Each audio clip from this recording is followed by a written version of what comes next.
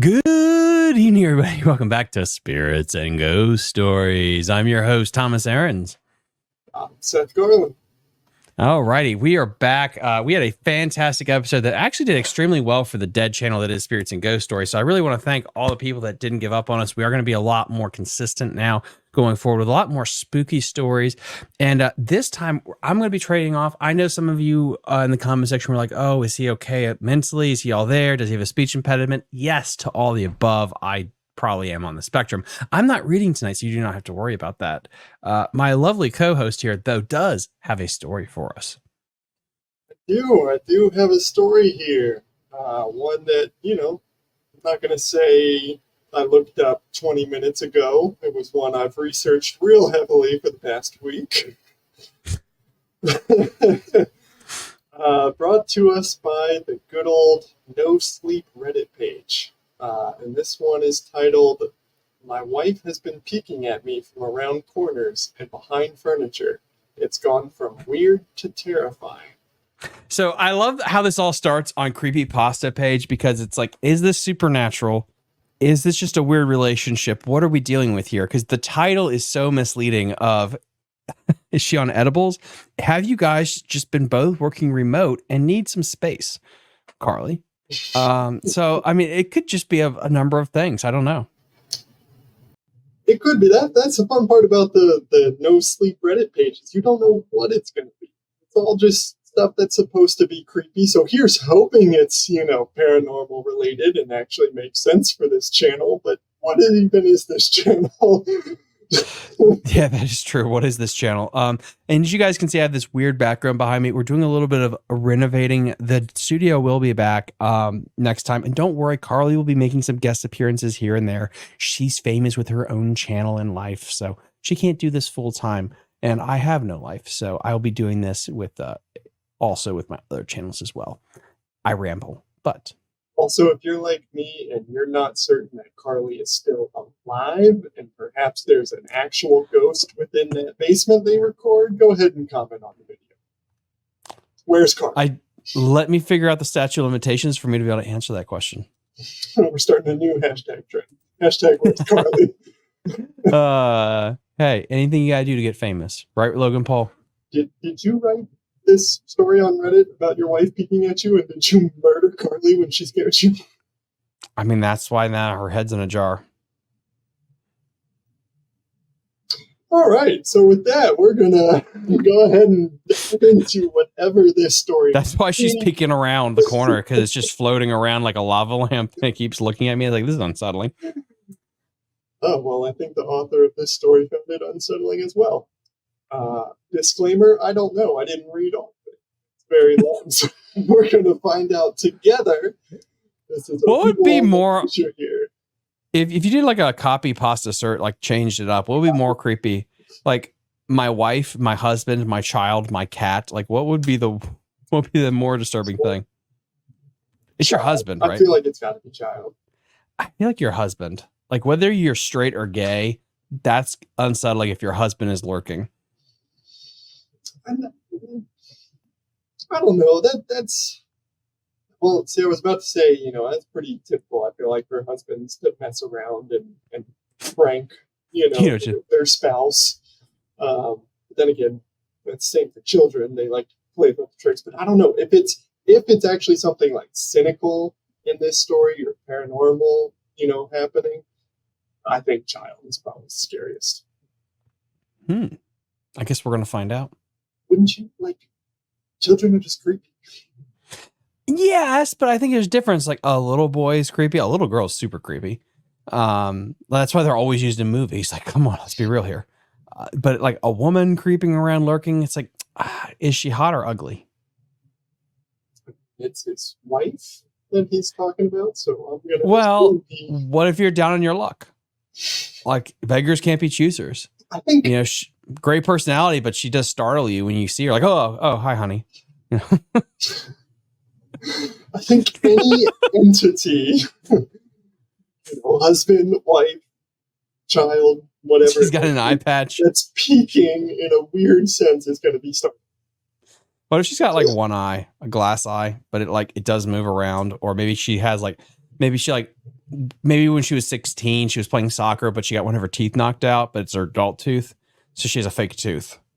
And so she has to like take it out at night and so whatever. So when she smiles at you, she's got like one tooth missing, and it's just like, it always startles you. When you would think after a while you would be used to that and not startled anymore.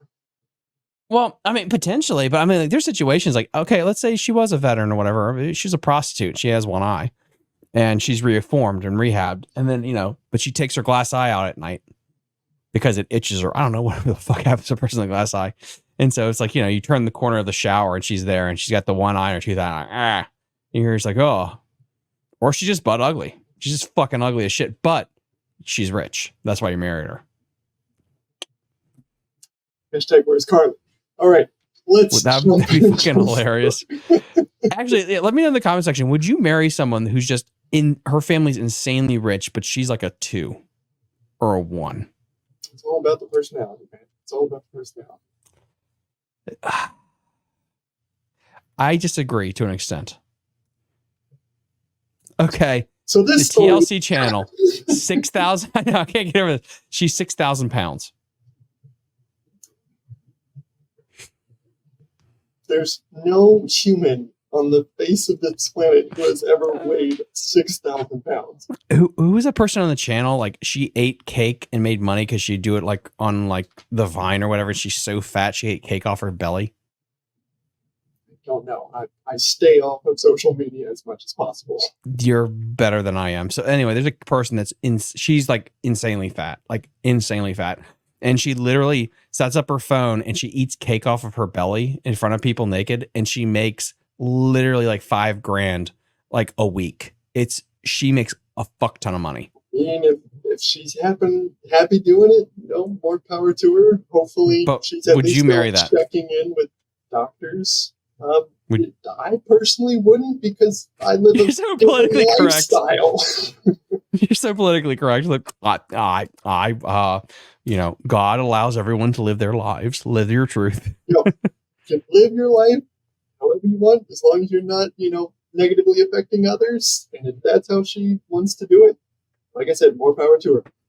I like to go on hikes and other things, which maybe those two lifestyles don't blend well together. So, no. Which you guys get married so you can open your smoothie bar because she can buy it for you. It's like, Seth, you're here a lot at the gym. Why? He's like, I just don't feel like going home. It's like, I wouldn't put myself in that situation. Your clothes always smell like cookie dough. It's like, I don't want to talk about it. So I'm going to get into this story now. I'm afraid of where this podcast is going. This is like the ghost of Spirits and Ghost Stories podcast. All right. It's now time for the tale. My wife has been peeking at me from around corners and behind furniture. It's gone from weird to terrifying. My wife Lynn and I have been together for 6 years and married for 11 months. Our entire history together has been very normal, and never once have I noticed any weird behaviors or red flags. I can't stress enough how out of character this whole thing is for her. Lynn is very kind, intelligent, and thoughtful. She's always been the no-nonsense type of person. Being childish or trying to scare me is not something she'd normally do. She doesn't even like watching horror movies. When we first started dating, she agreed to watch The Shining with me because she knew how much I loved horror. She was so scared that she didn't even make it through half of the movie before we had to turn it off. She isn't into anything creepy and has never been into pranks. It's just not her cup of tea. And that's fine. But that's what was so strange about this. It's just so unlike her. I should also add that she never had any mental health issues, and as far as I'm aware, it doesn't run in her family. I know some people are able to hide their mental health problems, but in the 6 years we've been together, I think I'd have seen some sort of sign. That's why you always get them to take a urine test while they're dating. Advice from Thomas Ahrens. Things you should not follow. 2 months ago, I was in the kitchen making myself some coffee before work. I was running a bit late that morning and knew I wouldn't be able to make it to Dunkin' Donuts for my usual morning fix.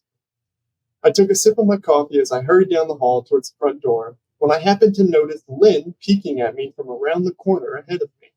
I could only see her eyes and a strand of her long dark hair hanging against the wall. The rest of her body was concealed behind the corner. She's tiny. She's what? She's tiny or thin. I don't know. Like hiding behind. She's not thick. Continue. I nearly spilled my coffee when I saw her. I did burn the shit out of my lips. Geez, Lynn, I said, wiping a few drops of coffee from my pants. You scared the shit out of me. She immediately popped out of view like a little kid that had been caught. I heard her scurry off towards the living room, and by the time I got to the front door, she was out of sight. It was really weird and just totally out of character for her, like I said, but I also found it kind of funny that she was being more playful and a little less serious. I shouted that I loved her and called her a weirdo. As I shut the door behind me, I heard her laughing. I hate the name, too. It's Asian. She's like a little ninja. Her behavior was a bit odd, but it certainly wasn't something to call a priest over. I forgot about it by lunch, and by the time I got home, she was her normal self. I didn't bring Was he entertaining the thought of that already of a priest? Apparently, no, he said, it didn't warrant it, but it is interesting. That's immediately where he goes to. I know. I was like, I forgot about it by lunch, and by the time I got home, she was her normal self. I didn't bring it up, and neither did she, and life went on. The next incident happened 3 days later. It was around 2 a.m., and I had woken up to get a drink. I was standing at the kitchen island, jug of OJ in hand, when I felt a strong feeling that I was being watched. First of all, OJ? As your, middle of the night drink at 2 in the morning? Ugh. Unless there's vodka involved or something, maybe, but yeah, not that. That'd be terrible. Then you have a problem. This is also true. Or you found the solution, because if you're dating a Lynn, you might need that. Well, you probably felt like something stronger, because, let's see, when I felt a strong feeling that I was being watched. For whatever reason, I looked down at the floor and saw my wife's face smiling, staring back at me. She was peeking at me from the other side of the island, staring up at me with wide, unblinking eyes and grinning like a Cheshire cat. I screamed, I'll admit it, not out of irritation, but fear. For some reason, at that moment, I was scared. Oh, you mean for some reason someone startled you? He's describing reaction. Startled. The sound of my scream, Lynn scuttled backwards out of my view, her hands and feet smacking the tile floor as she hurried out of the kitchen on all fours. I didn't run after her or even yell after her, just stood there frozen in shock, wondering what the fuck had possessed her to do that. That'd be creepy. 2 in the morning, you see your wife, on the ground, smiling creepy at you, and then just exorcist crawls her way out of the room. I bet. I'm going to say that for later. Continue.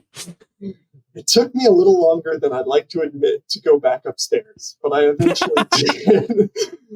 When I got to our bedroom, Lynn was lying on her side asleep, or at least pretending to be.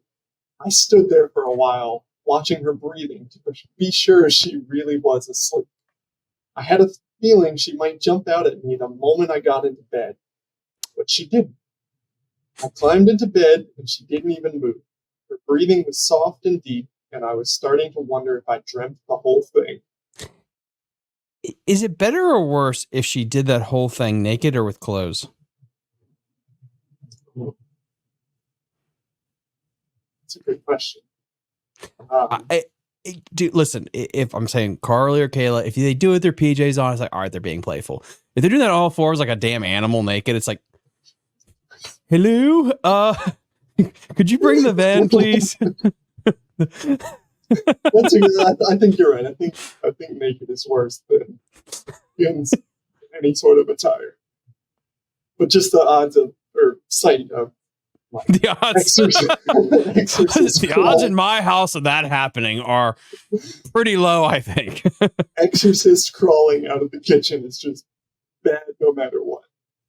Yeah, but okay, just crawling on your hands and fours. Like, I mean, being a furry now is like a big thing, I guess. We don't know what she's into. but yeah, I don't know why that just like in my mind is like, okay, they're in their PJs. It's like, all right, whatever. All right, being cutesy. Now, if they didn't make noise, that's even worse. That's different. If it was like, oh, what the hell, Len, and they just stare at you, never say anything. Yeah, he just said she started to scuttle backwards, her hands and feet smacking the tile floor as she hurried out on all fours. Yeah, but yeah, because like maybe she went like hee hee, like haha, like laughed and left. Like, okay, cool. If she silently just that's worse. Yeah, that's worse. That's way fucking worse. The next morning, I waited for her to come down for coffee, and after handing her a mug and kissing her cheek, I decided to ask her about it. What was that all about last night? I asked, keeping my tone light so I didn't offend or embarrass her. And she frowned over her cup of coffee, shaking her head like she had no clue what I was referring to. You were peeking at me again. From over there, I said, pointing to the spot on the floor by the kitchen island. She followed my gaze, and when she looked back at me, she burst out laughing. She laughed so hard that I couldn't help but join her. You creep me the fuck out sometimes, you know that? I said. She giggled and set her cup on the counter and wrapped her arms around my neck. Does she not fucking talk? This is weird. She's about to. You creep me out all the time, so I guess we're even, she teased. We said our goodbyes and left for work. As I drove, I kept thinking about how creepy it had been seeing her grinning at me from behind the island like that. The sounds of her hands, or the sound the hand. Oh, this is one of your moments. The sounds her hands made on the floor as she crawled away. I told myself she was just trying to be silly, just trying to join me in my love of all things horror. It's not like I was afraid of her, but it still didn't sit right with me. It's like, why is it up? It's not like I'm afraid of her. It's like, if you're thinking that, then you're probably afraid of her. And it took you a little bit to, go back upstairs. I might not have even known. Here we go. Skip ahead. I started seeing her peeking at me more and more. Sometimes she'd be peeking out from behind the couch or living room curtains. Once she even managed to get inside her grandmother's old trunk that sits at the foot of our bed. I might not have even known she was there at all, had the trunk's old hinges not given her away. She had the lid propped up just enough so that only half of her face peeked through. She'd been grinning like an excited toddler. It was unnerving. I didn't even know what to say to her. This guy also hits kids. A woman smiles at me, it's unnerving. A child smiles at me, it's unnerving. But it depends on the smile. He hates smiling, though. No, I think she has a very specific grin. Probably if you've seen the movie Smile, it's probably something like that. Potentially, or if the story keeps going the way it is, it's like, and then the grandma down the street smiled at me, and it's like, okay, dude. Then I took my pills again finally after a week because I couldn't get it renewed from Rite Aid, and I felt a lot better. It didn't bother me. We will see. Like I said, I did not vet this fully through, so I don't know how this story ends. Let's see. She had the lid propped up just enough so that only half of her face peeked through. She'd been grinning like an excited toddler. It was unnerving. I didn't even know what to say to her. All I could do was stare. When I finally found my voice, I asked her why on earth she was doing this. She didn't answer, but she had slowly closed the lid, shutting herself inside the trunk. I just walked away feeling disturbed. I didn't understand why she was doing it, but it clearly made her happy. I just hoped she would tire of the game quickly. What the fuck? Are you dating this person? Are you married to this person? Is this your child? They had been together for 6 years, married for 11 months at this point. Hear me out. So dated for 6 years. I didn't date the person I'm married to for 6 years. So if you dated somebody, you did. And Kayla locks herself in a truck and giggles. Is it yours? Like, okay. And you leave?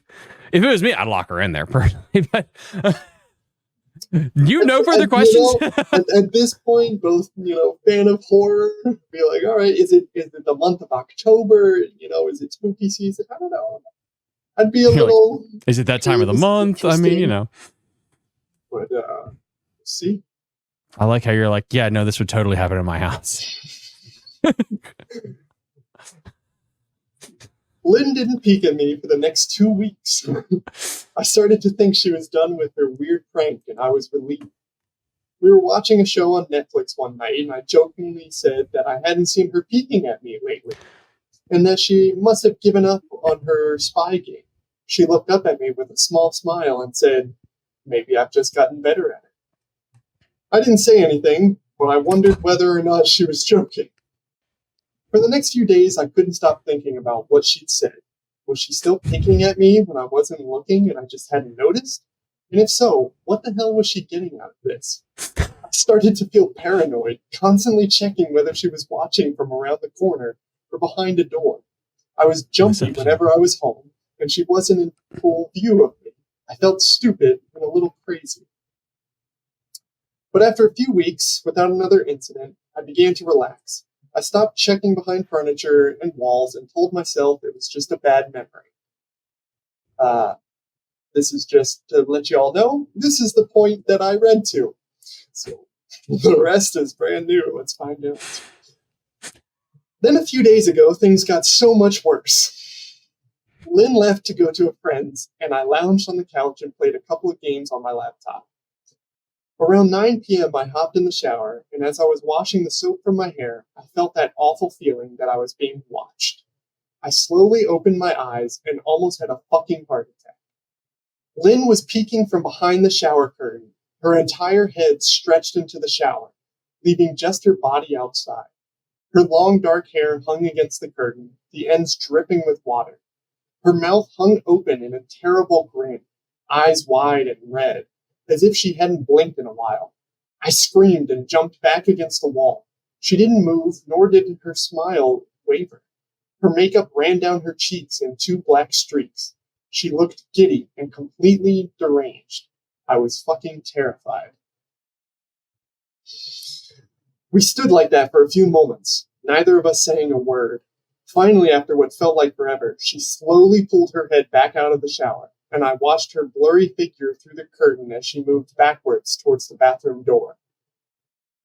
A second later, the bathroom door slammed shut, hard enough to rattle the mirror. I screamed again and jumped out of the shower to lock the door. Bitch. I stayed inside the bathroom for over an hour. Maybe I overreacted to some of you. You see the meme of that, like the girlfriend like hides in the shower and the dude punches through the shower curtain and breaks her nose. If that happened, I do a Will Smith slap. If I turn like, oh, yeah, that's like natural instinct. I'm surprised he did. Like a head just peeking through the shower curtain, smiling, like, or at least like squirt shampoo in its eyes.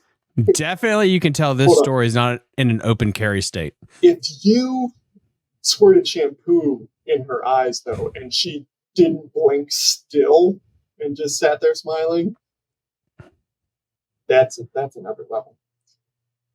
But, anyways. Let's see. Maybe I overreacted to some of you. But joke or not, I wasn't going to put up with the crazy shit anymore. That's what I kept telling myself as I paced in my bathroom, stopping to listen at the door every few minutes. I am a man. Hyping himself up, looking in the mirror. I see pride.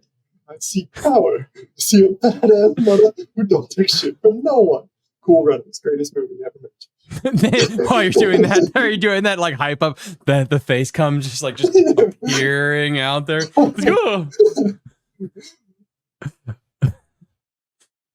All right. Suddenly, I heard a muffled sound, and I pressed my ear against the bathroom door, straining to listen.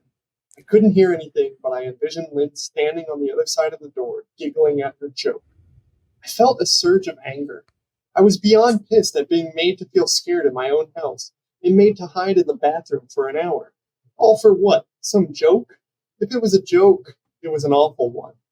What the fuck, Lynn? I snapped. This shit is getting really fucking annoying. I waited for her to apologize, or to call me a jerk, but instead I heard a faint moan, so quiet I wonder if I heard it at all, and then complete silence. Lynn? I called out, not able to even hide the shakiness in my voice. I got no response, just my own heavy breathing. I swear to God, just fucking stop it, I yelled, pounding my fist on the door. I waited for her to cuss me out, something I would expect from me talking to her like that. I never screamed at her before. But there was nothing. just the occasional drip from the shower head. I won't deny that I was scared, too afraid to open the damn door and face my own wife. I waited another 30 minutes or so, which feels like a fucking lifetime when you're scared. Finally, I decided I wasn't going to spend the night hiding in my bathroom. So I got down on my knees and peered under the door. I am a man. I almost expected to see her face peeking back at me, but thankfully I didn't. I could see straight down the hallway to the top of the stairs, but no Lynn. I didn't know if I should be happy about that or not. I looked for a few minutes, waiting to see her head pop up over the top step, but it never came. I stood up, my hand hovering over the door, and mentally prepared myself to open it. I slowly turned the lock with shaky fingers and was about to yank it open when I heard a sound that still makes me feel nauseous when I think about it. A moan, louder than before, but this time I was able to tell just where it was coming from. I turned my head to the closet door as if in slow motion and locked eyes with my wife, who was peeking out at me from the slight gap. Her eyes were still wide as ever, and her mouth was hanging open in the most grotesque gaping smile I'd ever seen. I didn't even scream. I was too scared for even that. Her hands were clasped to her chest, body trembling with sheer delight, as if she could barely contain her excitement. A short, raspy moan bubbled up from her throat, deep and raw, sending a shiver through my entire body. This is the weirdest kink ever. I haven't heard about this one. Somehow I found the ability to pull the bathroom door open and ran as fast as I could all the way down the steps, snagging my keys and phone from the table in the living room before running outside to my car. I could hear her shrill laughter behind me, but I didn't hear her getting closer. I didn't bother shutting the front door. I drove away from the house faster than I legally should have, shivering the entire time, either from fear or the cold, maybe a little of both. I hadn't grabbed a coat or even a pair of shoes. I was still in my boxers and my hair was still damp. I drove straight to my brother Chris's house about 40 minutes away, ignoring any and every call and text I got. I didn't check my phone until I was safely parked in my brother's driveway. Lynn had called 4 times and sent a flurry of texts, all wondering where I'd gone and why I left like that. I threw my phone at the dash in a rage, furious at her nonchalant attitude. My brother and his wife were surprised to see me, especially dressed in just a pair of boxers, but told me to stay as long as I needed. That's good. How do you explain that to him? So that's a hard one to explain. My Asian wife is scaring me. At no point did it say she's Asian. You are putting that in this. No, Lynn. That's not a necessarily just specific Asian name. It could be a name for anyone. I'm just saying, if the name was Bertha, I'm thinking of a certain part of the United States, and she weighs over 250 pounds. And there's no way she's being stealthy, doing backwards crab crawling crap if she weighs, she can't be a lineman size, you know what I mean? She's got to have that very petite, moving, duck and dive, bob and weave kind of body. If you're sticking your head through the shower place, you can't have a huge silhouette either because of lighting. You're projecting one. Listen, you know what is easier to sneak up on you? A little girl.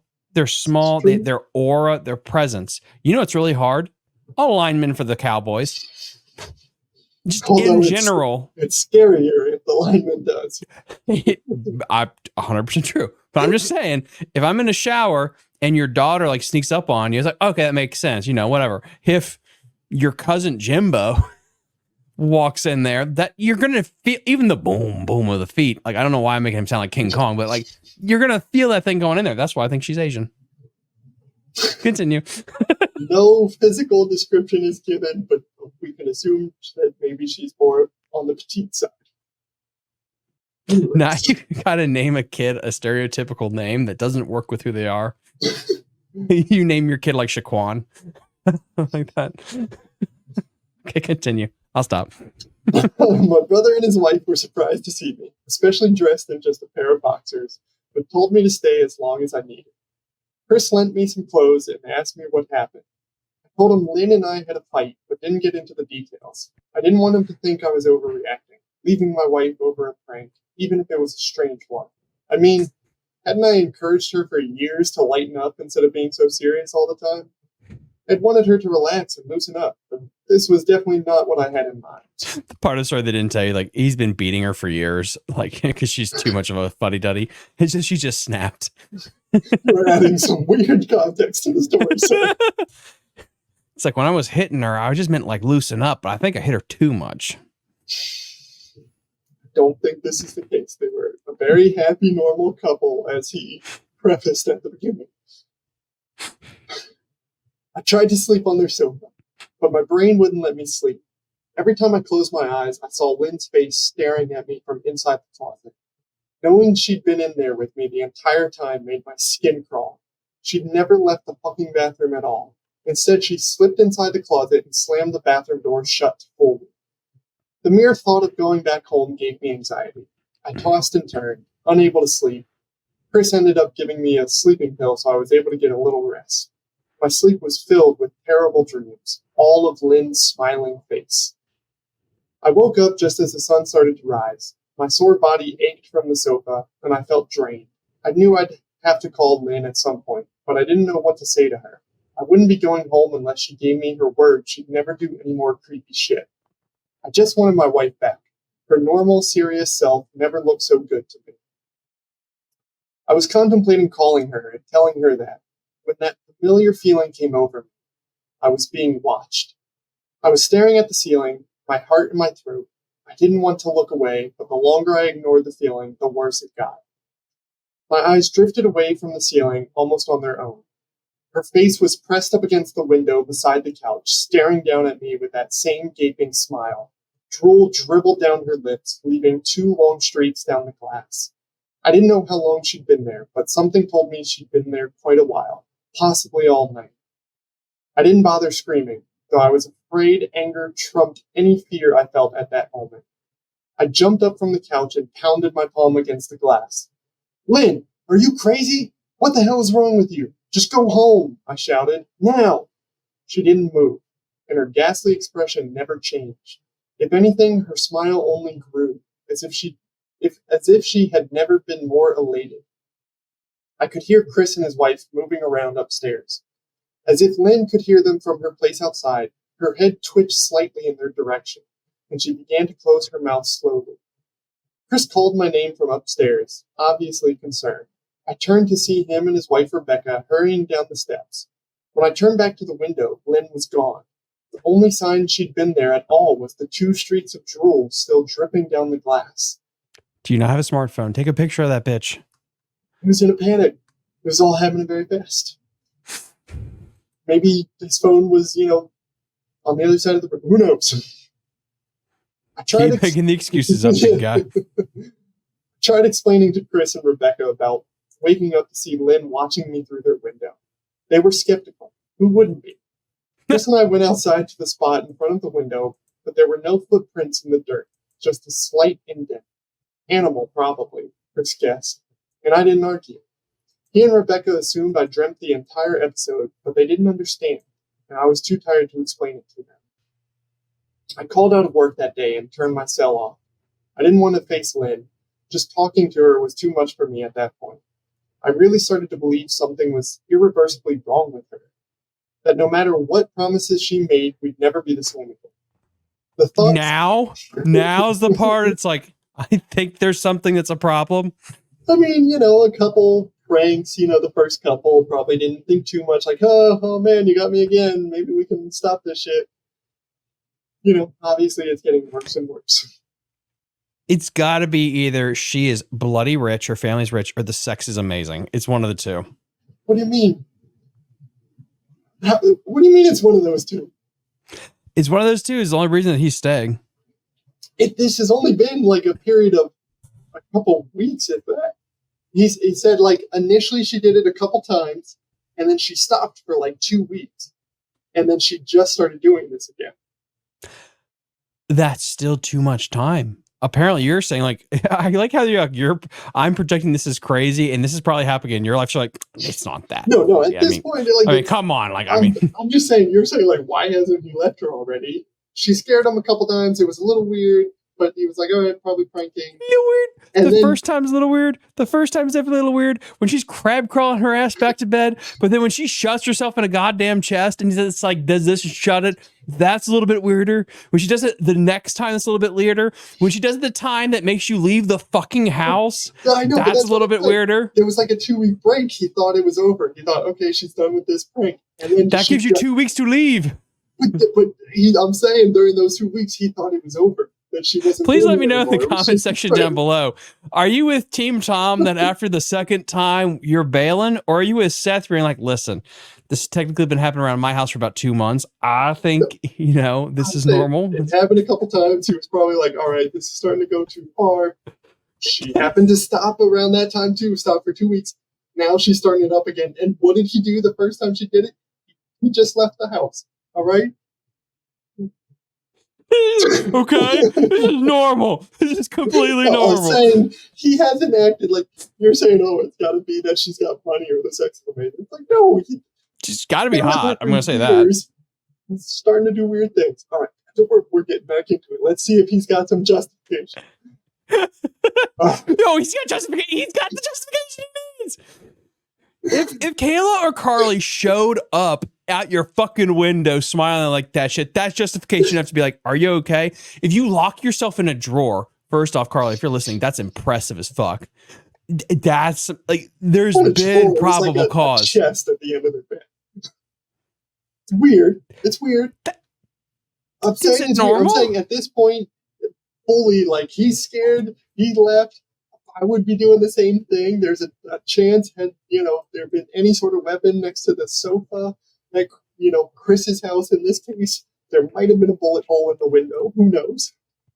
So there's this fun indie Australian movie that came out. I will send it to you after this. It's fantastic because this person that is super on the spectrum that needs like compression therapy when the world gets too much, to get sensory overload. So they take a cattle penning machine where they put their head in it and they put compression on them to hold them in that.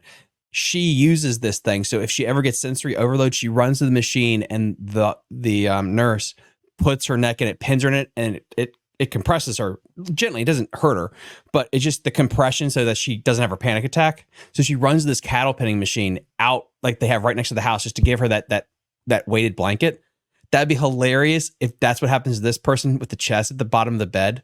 Like you have a huge party and she just sprints to the bedroom and locks herself in there. It's like, what happens? Like, oh, shit, she's fine. She's fine. She's just decompressing. She was having a panic attack. If it works. I don't think that's the case here, though. Continue. Let's see. Yeah. So I really started to believe something was irreversibly wrong with her. That no matter what promises she made, we'd never be the same again. The thought saddened me to my core. I cried most of the morning. By noon, I figured I was ready to confront her, give her one last chance to explain herself. I could at least give her that after 6 years, I told myself. I turned my phone on and saw the dozens of texts she'd sent, all from a seemingly concerned wife. Can we talk? I love you. Please call me. I'm really worried. Can you answer? Just come home. And more of the same. All texts telling me she loved me and she wanted me home. How worried she was. Not a damn one addressing the crazy shit she pulled. Like she hadn't been acting like a character from a Stephen King book. Even her texts were different. She normally texted novels just to tell me to pick up a loaf of bread. You'd think she'd have more to say to me after her bizarre shenanigans. I do like how he's still referring to them as shenanigans. It's like, oh God, continue. I don't want I'm thinking about the priest now. It's like you married Flanders from The Simpsons. I know it probably seems childish to some of you who are miles away from this situation, but if you saw the way Lynn had looked at me, how she scampered away on all fours like some wild animal, grinning at me from inside the closet like a lunatic, then I think you'd find my reaction was warranted. I ended up staying with Chris and Rebecca for another night. I didn't wake up yesterday until afternoon, and thankfully I didn't see Lynn's face watching me through the window. I don't want to pry, because it's not my place, but is this fight something that can be mended? Rebecca asked. She made us both a sandwich for lunch, and I knew she wanted to breach the subject without seeming to be nosy. I don't know. She's like a different person, I said, choosing my words carefully. I still wasn't ready for her or Chris to know the full extent of the batshit craziness I'd been dealing with. People change, Ben. But she's still the same woman you married. Maybe you both just need to talk through your issues. Whatever's going on, I'm sure it can be fixed, she said. Gotta explain this to him. I think it's beyond that now. I don't think talking would help. I just don't trust her, I said. The words stung in my heart. I missed and loved my wife, but how could I live with someone like that? Living in constant fear didn't sound too appealing. Lynn loves you. She has to be absolutely crushed, she said. I don't know about that, I said. Bitch, explain them what's going on. Right.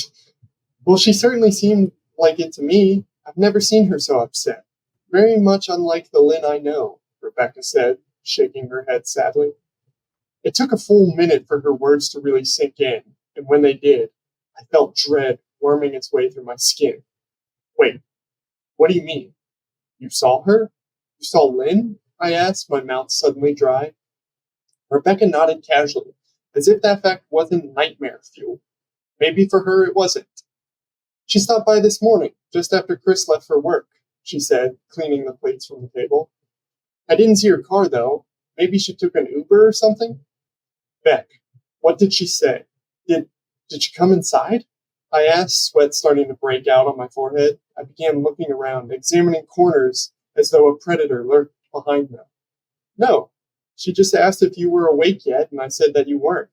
I asked if she wanted me to wake you, but she said no. Just said to let you sleep, she said as she washed the dishes. That's all? She didn't say anything else. No, she looked awful, though, like she hadn't slept in days. I think you should call her. I got up from the table and thanked Rebecca for lunch. I felt a little bit better at the knowledge that at least she hadn't come inside. Still, I needed to double check that the doors were locked. I sat for a while trying to figure out what to do next.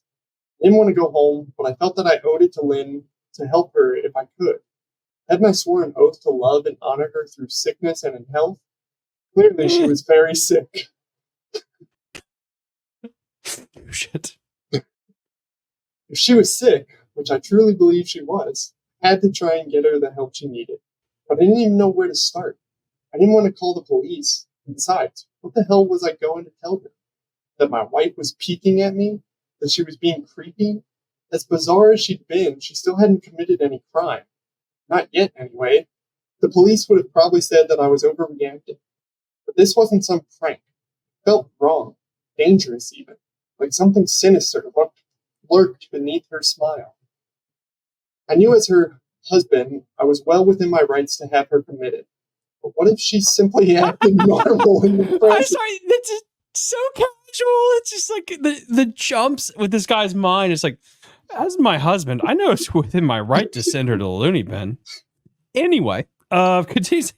I mean, it is funny. The first time, like, he referenced any of the pranking or peeking or anything, he's like, nothing that warranted a priest. And my, how we've gotten here now where he's like, I have the right to commit her. Whew. I have the right to commit her. I could probably get rid of disposing of the body. So anyway, I can it's just like, it's just that kind of like passive way he said that. I don't know why. Like, Well, there's no build up. There is the build up though. You can kind of see how it's gone. At first, he thought it was cute. You know, oh, she's being playful, and then it's like, all right, this is a bit much. Like, all right, this is now really freaking me the fuck out. Like, I want to get away. I need to have her committed. Like, I don't feel safe.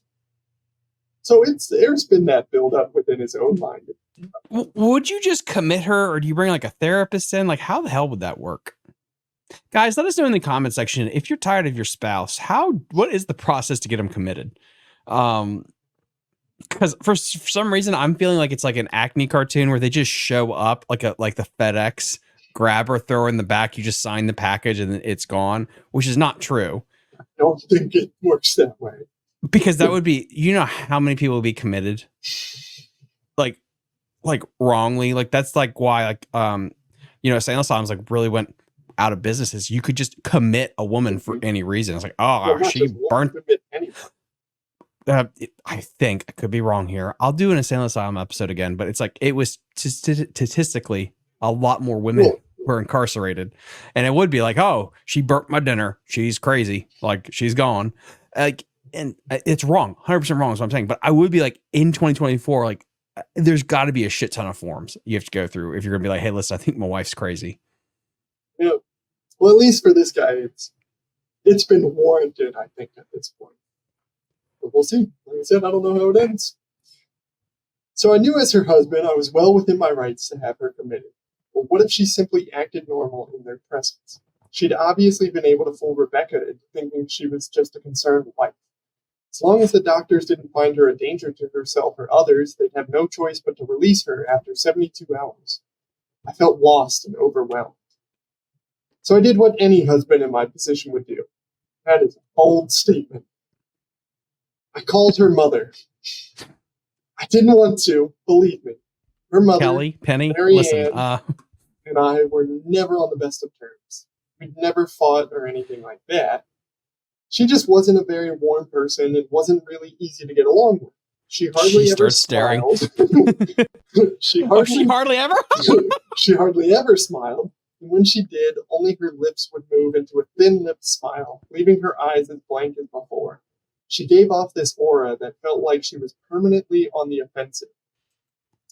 I'd only met her twice, and both times were for such short visits. I got the impression she didn't approve of me for her daughter. Lynn always ushered us out quickly, as she didn't want me to feel uncomfortable, which I was grateful for. Being in her mother's company felt almost unbearable, like walking on glass. I was glad when we moved 3 states away so we didn't have to see her often. I was happy to avoid the woman, but I needed her help. I really didn't want to talk to her at all, but I had to talk to someone, and someone who knew Lynn better than I did. So I gritted my teeth and did what I had to. Yes, she answered, already sounding irritated. Marianne, it's me, Ben. Do you have a minute to talk? I asked. I could hear her cluck her tongue in irritation. I'm in the middle of writing some checks, but if you insist, I suppose I can spare a moment. What is it that you want to discuss, Benjamin? She said coolly. Ooh, it's she's about Catholic. It's about Lynn. She's been acting strangely, and I was wondering if you had any idea whether there was something. I was quickly interrupted. It's a bit difficult to follow your rambling, Benjamin. What is it that you want from me? She asked. I could almost see her standing there in her thin sweater and slacks, tapping her fingernails impatiently on the table. I wanted to know if you'd ever noticed any odd behavior, or possibly any mental health issue. I asked. There was a long, uncomfortable pause that I couldn't tell was because she was just thinking or something else. Bitch locked herself in a trunk, crab crawled backwards naked. Finally, after a few seconds, she spoke. I'm not sure if this is one of your jokes, Benjamin, but if so, I don't find the humor in it. Now, I do have business to attend to, as I said. So if you don't mind, she said, and I cut her off before she could get rid of me. Marianne, it's not a joke. I'm sincerely concerned about Lynn's mental health. Her behavior has been very erratic lately. I'm very worried about her, and I figured as her mother, you would be as well. I said, my frustration evident in my voice. If you're truly concerned, then I suggest you get the health professionals involved. I don't know what you expect of me, she snapped. I could tell she was seconds away from hanging up, and for some reason I was desperate not to let her. I had the feeling that she knew a lot more than she was letting on. Please, if not for me, do it for Lynn. I tried. I heard a faint, shaky intake of breath, as if she were trying to hold her steely persona together, but failing. Marianne, what's wrong? I started. Benjamin, I don't know what to tell you. My only advice would be to seek professional help. Do not call her again. Goodbye. I tried to call out to her, but she'd hung up. I tried to wrap my head around the call and her refusal to help me. Even if she Sounds didn't. Like she's so glad that she's not her problem anymore. It You ever feel like parents have those kids when they marry them off? They're like, yes. It sounds like she just saw her daughter smiling at her. She's like a mean person. This person just happy all the time. It's like, fuck you, kid. I tried to wrap my head around the call and her refusal to help me. Even if she didn't like me, why wouldn't she want to help her own daughter? I couldn't understand that. I tried to replay the conversation, desperate to find something I missed. After a while, I almost gave up, until I remembered her last words to me. Seek professional help. She said those words with a bit of urgency. I could have just been grasping at straws, but no, I was sure her voice had changed ever so slightly when she said that. As if they were very important. What had she meant? I assumed she'd been referring to medical professionals, but maybe she was referring to someone else. Someone that she didn't, for some reason, feel comfortable saying directly. Or maybe I was just desperate. I waited for Chris to get home, and after a very long and exhausting conversation with him and Rebecca, I convinced them that Lynn truly needed psychiatric help. I didn't tell them everything. I wasn't prepared to go into it yet, but I told them about our last encounter, how she'd hidden in the bathroom, peeking at me from the closet. They were obviously shocked, but thankfully they believed me. They too just wanted to help her. Still, they didn't think it was all that serious. Weird, maybe, but not dangerous. They just kept saying that Lynn had to be playing some kind of weird joke. Maybe for YouTube? Rebecca offered, if only half-heartedly. Don't start doing this with Carl. For YouTube. Make money off the mental illness. Come on, isn't that what all Hollywood families do to their kids? Chris didn't think we should involve the police just yet. He offered instead to go with me, and I readily accepted.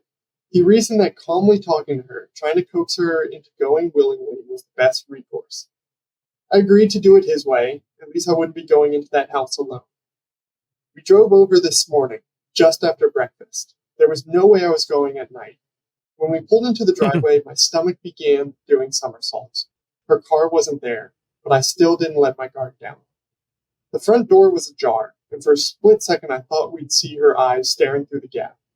I was shaking and starting to sweat. Chris, however, was fine. He waited for me to open the door, his hands in his pockets like he was going on a fucking stroll through the park. I envied his ignorance. I pushed the door open and was immediately hit with the stench of rot. Chris smelled it too, and he walked in the house behind me with his nose scrunched up. What do you guys use to clean the floors around here? Shit? Chris mumbled. Shut up, I said. That's a good line. Shut up, I said, my eyes darting around for any signs of Lynn. The house was deadly quiet and dark, despite being 10 in the morning. All the curtains were closed up tight, refusing to allow any sunlight inside.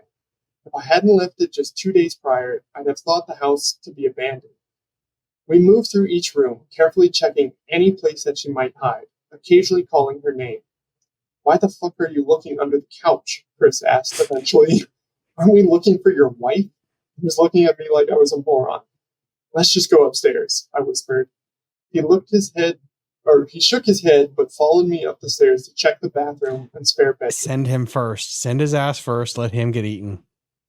Although then he knows she's going to be behind them in that case. You should have taken all three of them. You get to be in the middle. Mm-hmm. Then she's on the ceiling. On the way up, my shoes crunched over pieces of glass that looked to be littered over a few of the steps.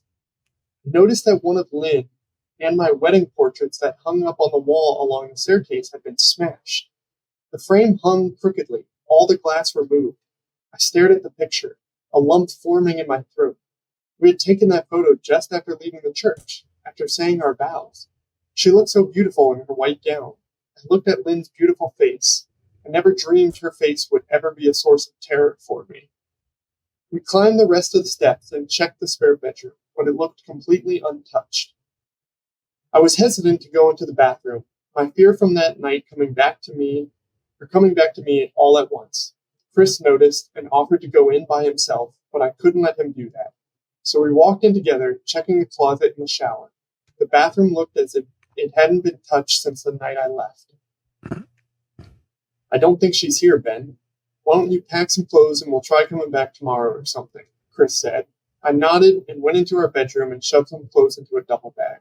When I checked inside her closet, I came across the source of the smell and gagged. Chris took one look and lost all color in his face. He had to go stand by the stairs to get away from the sight and smell. I gazed down in shock at what lay inside my bedroom closet.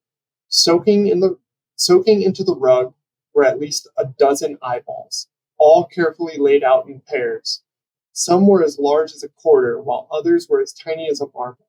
I stared down at the eyes she'd collected from small animals, and I wondered how she'd gotten them, and shuddered at the thought.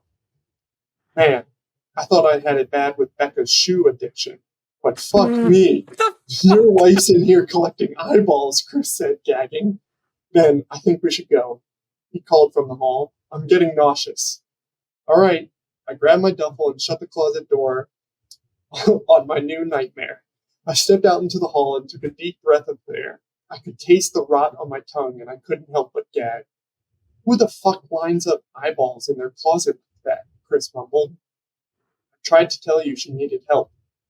She doesn't need help, Ben. She needs a fucking exorcist, he said.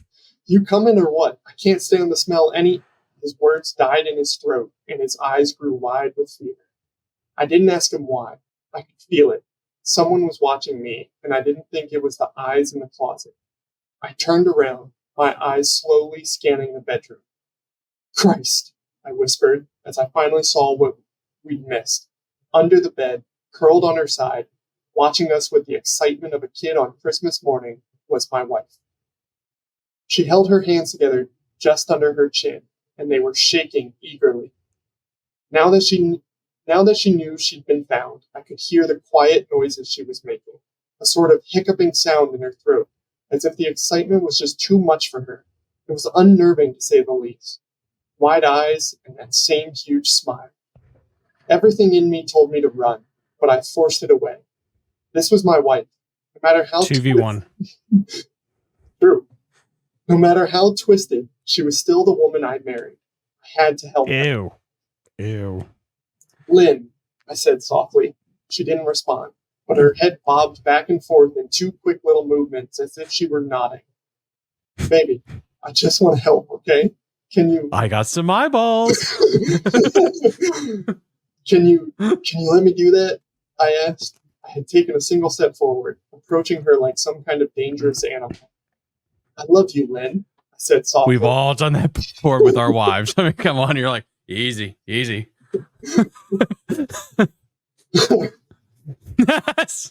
I love you, Lynn, I said softly, taking another step closer. She let a tiny moan escape her wide open mouth, and I had to resist the urge to run. Her shoulders were starting to quiver, and her eyes grew as large as saucers. I crouched down so I could see her better, and immediately saw the blood. Her hands were covered in it. They trembled more the closer I got, as if she was barely able to contain herself. Lynn, are you hurt? You're bleeding, I said. She bobbed her head again, her bloody fingers moving up and down as if playing an invisible piano. They occasionally grazed her chin, leaving smears of blood on her skin. I wanted to recoil in disgust. The smell that was coming off of her was revolting. I could feel the vomit trying to climb up my throat. Her lips were dry and stretched thin, blood seeping between the cracks. I knew she wouldn't come out on her own, but I didn't want to leave her in the state she was in. I scooted closer and reached out to her. The excited hiccuping sounds got louder, and her hands shook, fingers flexing. It was then that I could see the blood oozing from in between her fingers. Oh my God, Lynn, you're bleeding, I said. Instinctively, I reached out to take her hand, but before I could even touch her, her hand sprang out towards me. A sharp pain shot through my arm, and I fell back on my ass. My arm burned, and I could see the blood dripping down onto the carpet.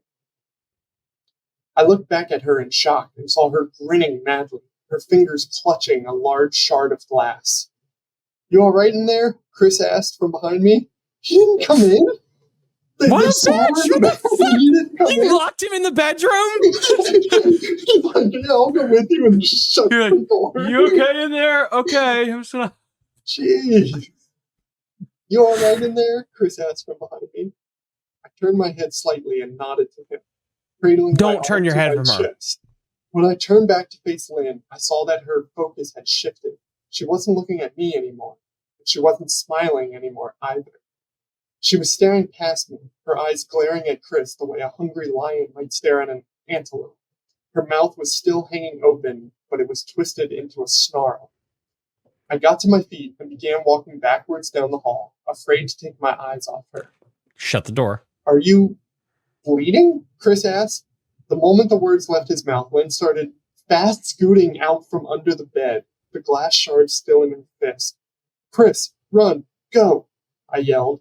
He must have been too afraid to move because a second later I felt my back bump into him. He was still standing at the top of the stairs, staring at the horror that was my wife. Lynn had crawled completely out from under the bed and stood in the bedroom doorway, her face twisted in rage. Her whole body was visibly tense. Blood ran down her fingers and onto the floor. Jesus, Lynn, Chris said. You, playing hide and seek? I reached back and pushed him towards the steps. Move your ass, Chris, I said as quietly but firmly as I could. Lynn bobbed her head in fast, sharp motions and began to grin, stretching her mouth open wider and wider so that her chin seemed to touch her chest. I would jump through a window. I heard Chris mutter a prayer, and then he was running down the stairs. I stood at the top of the steps, stuck between the love for a woman who clearly needed serious help and self-preservation. I only want to help, I said, choking back tears. Her eyes focused on me once again as she slowly lifted the glass, holding it out in front of her. And then she started sprinting towards me, grinning with utter excitement. Thankfully, my body took over, and I flew down the stairs, skipping 2 or 3 at a time.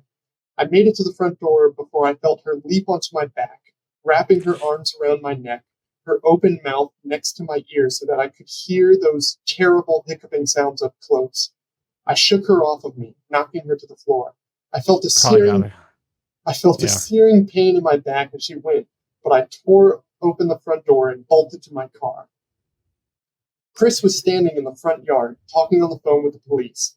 I didn't say a word. I just ran to my car and jumped in. Chris took the hint and followed me, still on the line with 911. I watched the rearview mirror, sure I'd see her there, running after us, but I never did. I went straight to the ER and got 11 stitches in my arm and 3 on my back. The police asked a lot of questions and went back to the house to do a search, but of course, Lynn wasn't there. They advised me to stay with a friend or a relative for a while and to file a restraining order as soon as I could, but none of those things would matter. Somehow I just knew. I dropped Chris off at home and went to a motel an hour away. Why would you be alone? Why would you be alone? You're gonna stay with it's his brother. You're staying with your brother. I mean, I'm sorry. Mr. Chuckles, like, you got some glass in your head? Move, you dumb fucking idiot. Get the fuck out of here. We're gonna die. You're gonna stay with him. Jesus. Or I drive. I don't stop driving. I just drive. If you got family on the other end of the world, but I don't know. Is it better to stay with people that are farther away, but they don't understand the situation? Or do you stay with him because at least he understands you? That this is crazy. He understands it now. So I would stay with him. Pick up Rebecca and you just drive. But how horrible would that be to, like, nighttime hits, still driving, you look in the rearview mirror and you see that face. Alone in a hotel? You want to die. Fuck me. Well, I dropped Chris off at home and went to a motel an hour away. I wanted to put as much distance between me and Lynn as I could. This is where I've been for the last 4 hours. I thought maybe the police would find her. Maybe they'd get her the help she desperately needs. But now I don't think so. Because 40 minutes ago I got a text from an unknown number. Just 3 words. I found you. And a picture attached. The picture was dark and grainy, but I instantly knew what it was. There was no mistaking my wife's eyes. I started typing this out immediately after. I don't know what to do. I'm alone and scared, and I can't help but feel that I'm being watched. Wait, that was how it ended. I found you. I found you with a picture of his wife's eyes.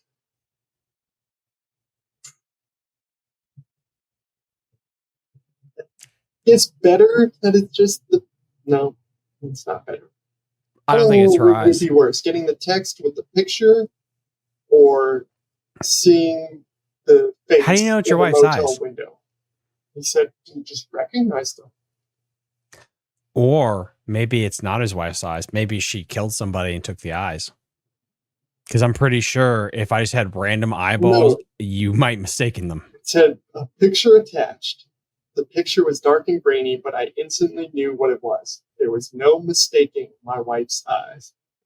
Exactly. So I'm saying he could have like a psychosis thing to where like let's say she has green eyes, like she just kills somebody that has green eyes, pops them out. Like, are you going to be like, officer, I know 100% what my wife's eyes without the face connected to them look like? Like, I don't know. I'm telling you though, come on. Bitch locked herself in a trunk. That's step one. So you were done there. You were done there. That is when you would. It's not like just you laugh and you giggle. It's the creepy demonic nature that she has too. Yes. And then like with all that, I would have like probably at that, her running crab walking naked backwards. Like, okay, maybe it's their kink, whatever. That's fine. I wish there was more context though. Honestly, the 2 a.m. like crab walk or crawl in the kitchen floor, that alone, I would have been like, we're done with this. And probably started like carrying a bat or something around the house. Well, yeah, like the shower thing. Oh, that would have been if Carly did that or a jump scare, or I'm assuming, Kayla too, you might, listen, I have a fight or flight instinct. I maybe go, and like do that or wave. I'm pretty sure you would throw a hand. Like if someone startled you like that in there, the fact that she didn't get punched or pushed is insane. Dan has a lot of like restraint. Or he just handles fear very poorly. He really shuts down as opposed to fighting. Especially when you hear her in a closet. Like, this might get me on some kind of watch list, but at that point, I would be like, all right, I'm locking you in the closet. Yeah, the bathroom closet, like, see her peeking, like, run over, slam it shut, put a lock on the door. And be like, you're going to come out of here when you stop being crazy. And then she's like, babe, I'm sorry. It's crazy. Okay, fine. Like, even if it's just playful, you're locking her in there. You lock her in there. And if she never answers you and she just has the heavy breathing thing, at that point, you're like, all right, police, listen, I know it sounds bad that I locked her in the closet, but I think metaphorically she needs to come out of the closet because, her mind is effed. I would just want to know how the interaction with this sister-in-law, like when Lynn visited, like just to know how that would have gone. Yeah, did she look like, hi, is he there? Okay, great. Normal face with them, and then goes back to the crazy face in front of them. When she's got the glass knife basically, and she's under there with blood, that is such a horror movie trope. I'm gonna reach my hand. I'm sorry, if Carly, I love you to death. If you're doing that under the bed, I'd be like, get the fuck. What are you doing? No, we're locking her ass in here. Yeah, goddamn right, we're burning the house down. Lock the bedroom door, hold it shut somehow, whatever. I guess you do that to me. He's like, you okay in there, buddy? Okay, I'm gonna hold this door for you. Yeah, the opposite. I would be like, don't worry, you go in, I'm right behind you. The second you went in, just shut the door and be like, good luck. Yeah, that's about right. Then you hear the glass break as I jump through the window, smashing onto the front lawn. Bitch is fast though. Like that feeling of like being watched and just turning around and actually seeing something, because you always, or not always, but occasionally like feel that sort of tingling, like something that like, whoa, and you do like a look around, but you don't see anything. So you're like, yeah, of course, I'm not going to see anything. It's like it's like our murals. I mean, especially my mural. Let me move my head a little bit and use the right hand. But if you look up here, like above me, it's like the idea of like in the woods, you feel like you're being watched at certain times, and it's creepy as fuck when you get that feeling. I feel like one of the best moments in a like horror movie had to have been Insidious, the first one. Towards the very beginning, when the face is just on the other side of the baby's crib. Like, it's just face that's sitting there. It's not like intense jump scare or anything like that a lot of horror movies will do. There's no gore aspect to it. It's just there was a face on the opposite side of the room across from like the baby's crib. Yep. Like it's those little things, like those creepy moments that are like far worse than like once you see her under the bed like bleeding with blood, it's like that's, don't get me wrong, that's scary. But it's like we're not going near that.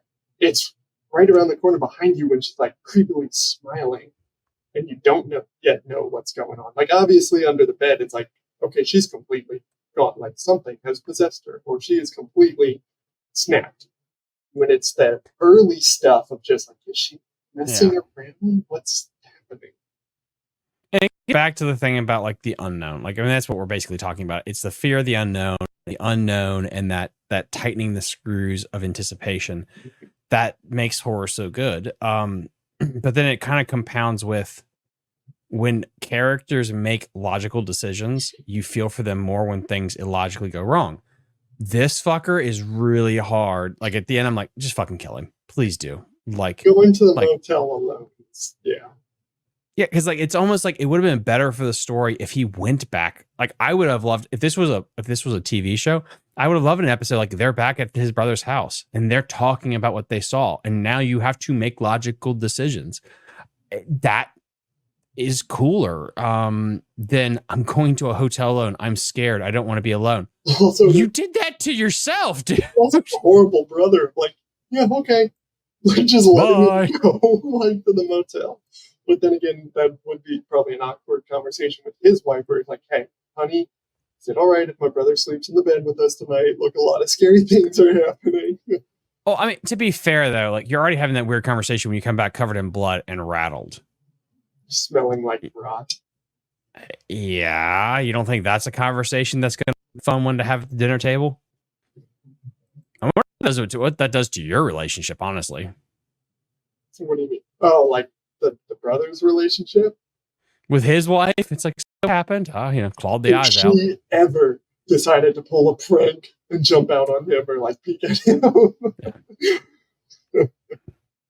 It helps his marriage, honestly, though, because he'd be like, "Yeah, my marriage is fine." Like, I mean, she was bitching at me because I had to take out the trash, but yeah, she didn't gouge any eyes out, so it's a good one. The part with the mother-in-law was interesting. To the call, like it felt like her mother saw her smiling, but like that's the feel I got where she's like shaking but trying to get these words out. Like that's how he said like she was sounding, and like then it was like very different the last couple things she was saying and how she said it. But mom also lived 3 states away, and just like annoyed. It's like, what are you doing? Like, you're wasting my time. It's like you're like, just Gertrude, you're writing checks, for fuck's sake. You're not solving cancer. What do you mean I'm wasting your time? I'm very busy writing checks. When was this post? It's like, who's still writing checks? Yeah, exactly. It's like it's 2 years ago.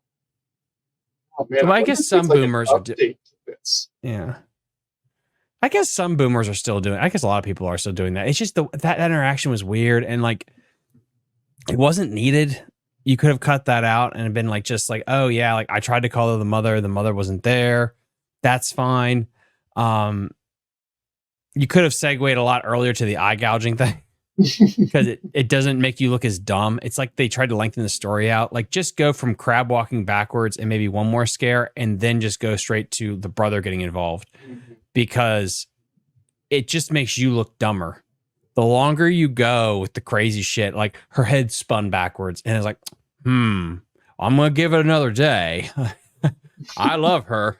She started levitating. I was like, this is different, but I love her. It's like, no, okay, we should incarcerate your ass because you're stupid as fuck.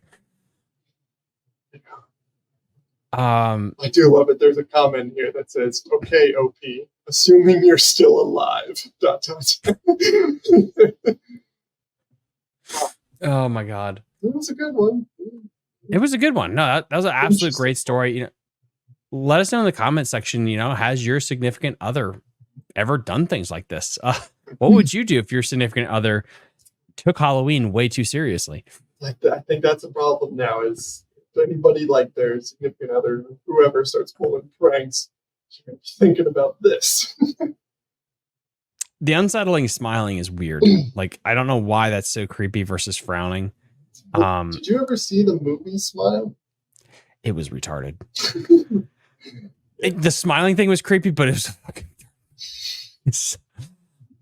It's just like we got to get this plot going along, so they're just gonna do what the script says, even though it makes no sense. And the whole smiles were honestly the best part of it.